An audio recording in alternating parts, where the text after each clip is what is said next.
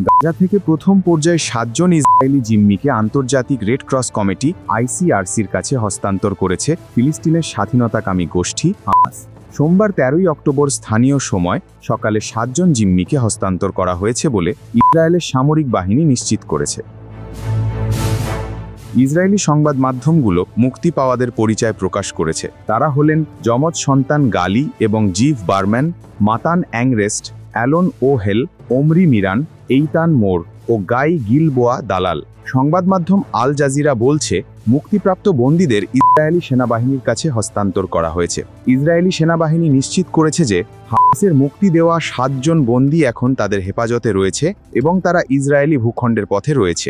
জর্ডানের আম্মান থেকে Al Jazeera সাংবাদিক নূর ওদেহ জানিয়েছেন, বন্দীদের অবস্থা মোটামুটি ভালো এবং তারা কোনো চিকিৎসা সহায়তা ছাড়াই হেঁটে চলাফেরা করতে পারছেন। এর আগে বন্দি বিনিময়ের জন্য মোট 20 জন ইসরায়েলি জিম্মির তালিকা প্রকাশ করেছে হামাস। বর্তমানে হামাসের হাতে থাকা 48 জন জিম্মির মধ্যে এখনও এই 20 জন জীবিত আছেন বলে ধারণা করা হচ্ছে। বিনিময়ে ইসরায়েলি কারাগার থেকে প্রায় 2000 ফিলিস্তিনি বন্দীকে মুক্তি দেওয়ার কথা রয়েছে। প্রতিবেদনে জিনুক রহমান, কণ্ঠে মৃদুল। আপনারা দেখছেন ওয়ার্ল্ড ভিউজ।